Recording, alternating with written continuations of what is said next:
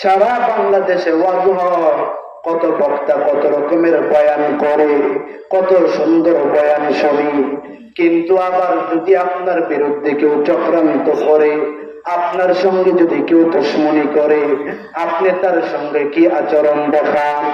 এরে মুসলমান, কেউ যদি আপনার সঙ্গে খারাপ আচরণ করে, রহমানের বান্দাদের গুনাহগার হলো, তাদের সঙ্গে পাল্টা প্রতিশোধ নেবে না। আল্লাহ বলেন, ওয়ালা তাস্তাউল হাসানাতু ওয়ালা সাইয়্যাহ, ভালো আচরণ আর খারাপ আচরণ সমান হতে পারে না।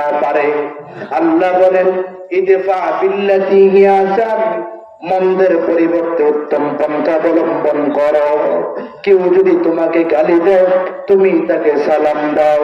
কেউ যদি তোমারে কষ্ট দেয়, তুমি তাকে সালাম দাও। কেউ যদি তোমার বিরোধিতা করে, তুমি তাকে বাসায় দাওয়াত দাও। এটা হলো আমার আপনার নবীর আখলাক। এর মুসলমান, আল্লাহ বলেন, ইদফা বিল্লাতি হিয়া আহসান, কেউ যদি তোমার সঙ্গে খারাপ আচরণ করে, তুমি পাল্টা ভালো আচরণ করো। কেন? ফাইদাল্লাযী বাইনাকা ওয়া বাইনাহু আদাওয়া, তোমার মাঝে এবং তার মাঝে যে আদাওয়াত, শত্রুতা রয়েছে, তোমার এই হুসনে আখলাক, উত্তম চরিত্রের কারণে সেই শত্রু একদিন তোমার সহনশীল বন্ধুতে পরিণত হয়ে যাবে। তাহলে আজ থেকে আমরা এই ইরাদা করতে পারি তো, কেউ যদি আমাদের সঙ্গে খারাপ আচরণ করে, আমরা তার সঙ্গে কি করব? ভালো আচরণ করব। পারবো না ইনশাআল্লাহ? আমার আপনার নবীর আখলাক।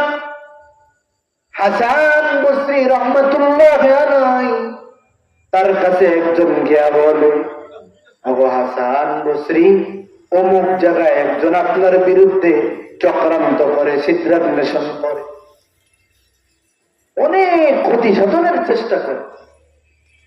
হাসান আল বসরি বলে, ভাই তাড়াতাড়ি বাজারে যাও, গিয়া খুঁজে খুঁজে দেখবা বাজারের সবচেয়ে দামি খেজুর কোনটা। বলেন সুবহানাল্লাহ।